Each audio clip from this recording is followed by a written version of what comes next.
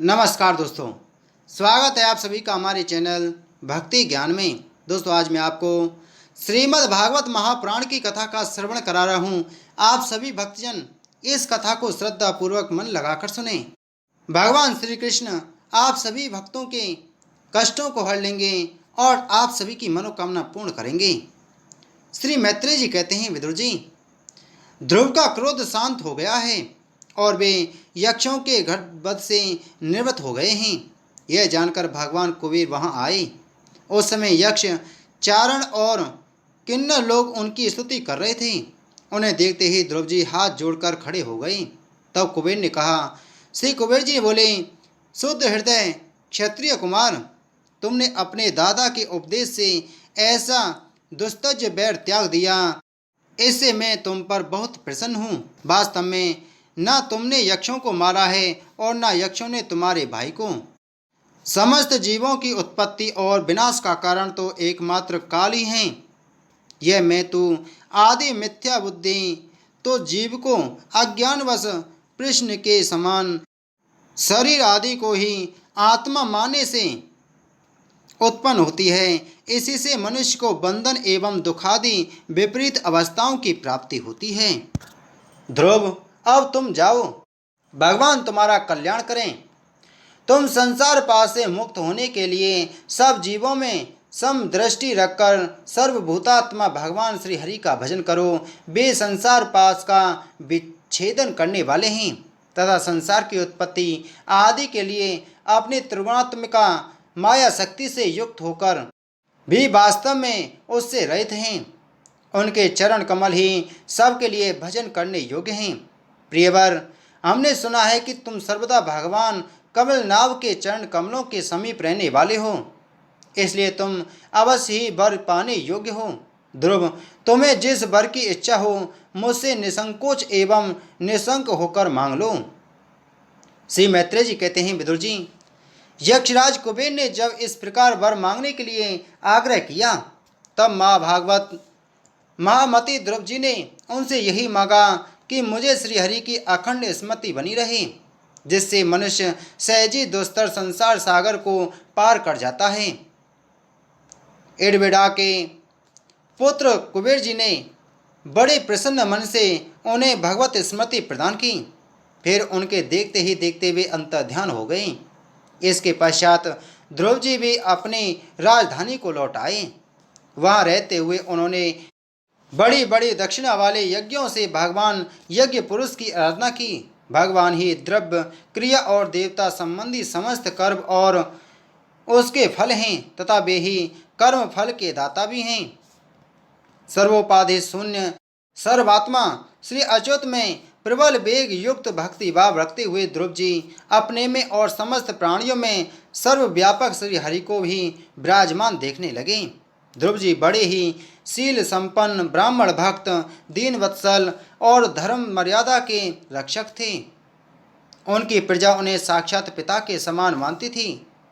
इस प्रकार तरह तरह के ऐश्वर्य भोग से पुण्य का और भोगों के त्याग पूर्वक यज्ञादि कर्मों के अनुष्ठान से पाप का क्षय करते हुए उन्होंने 36,000 वर्ष तक पृथ्वी का शासन किया।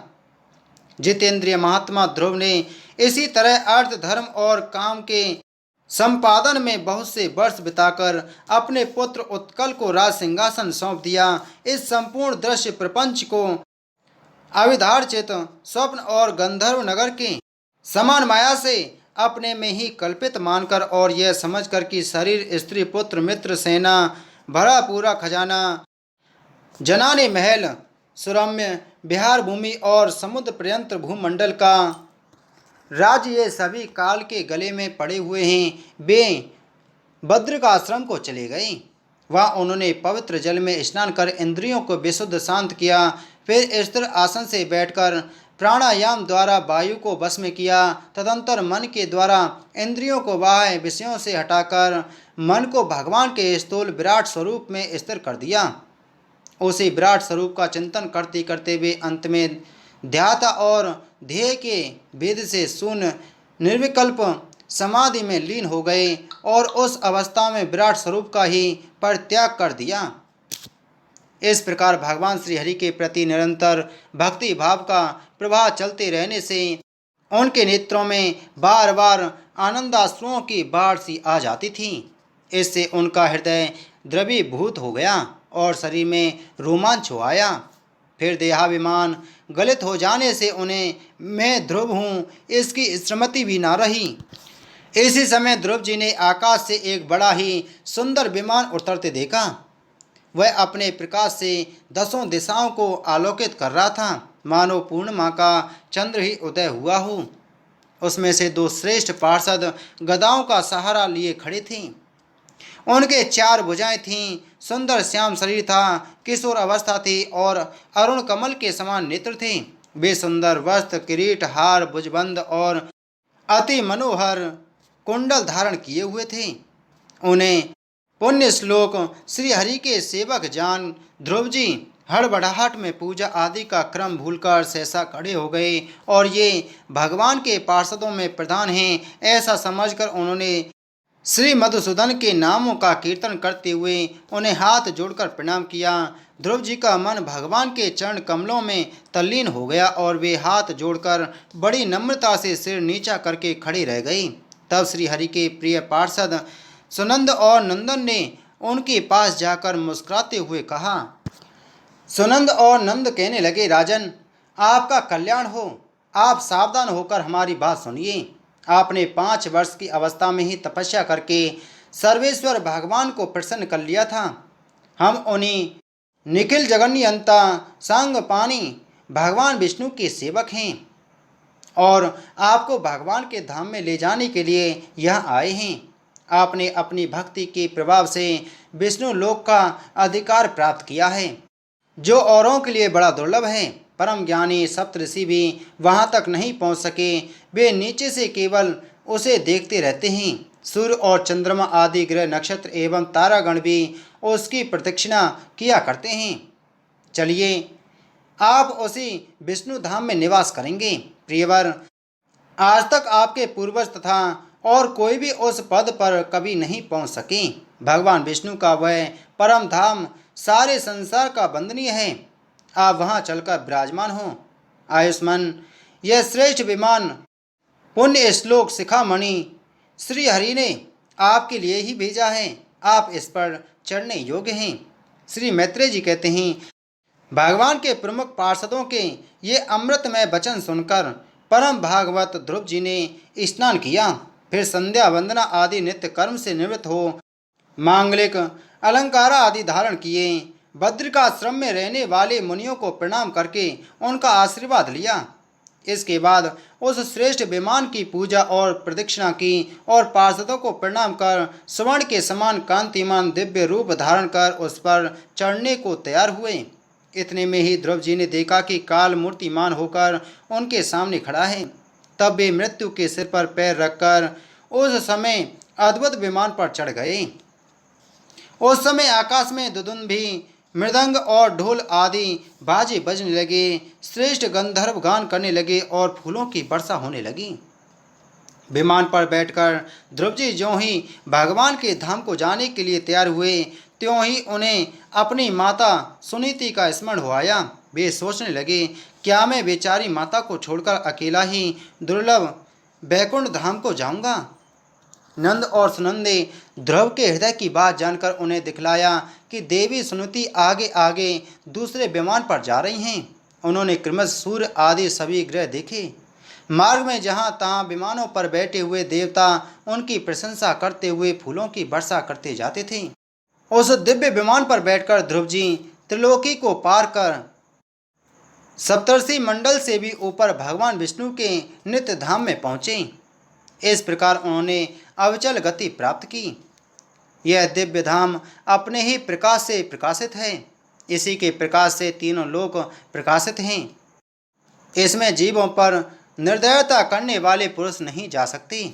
यहाँ तो उन्हीं की पहुँच होती है जो दिन रात प्राणियों के कल्याण के लिए शुभ कर्म ही करते रहते हैं, जो शांत, समदर्शी, शुद्ध और सब प्राणियों को प्रसन्न रखने वाले हैं तथा भगवत भक्तों को ही अपना एकमात्र सच्चा स्वहद मानते हैं। ऐसे लोग सुगमता से ही इस भगवत धाम को प्राप्त कर लेते हैं। इस प्रकार उत्तानपाद के पुत्र भगवत परायण श्री ध्रुव जी तीनों लोकों के ऊपर उसकी निर्मल चूड़ामणि के समान विराजमान हुए।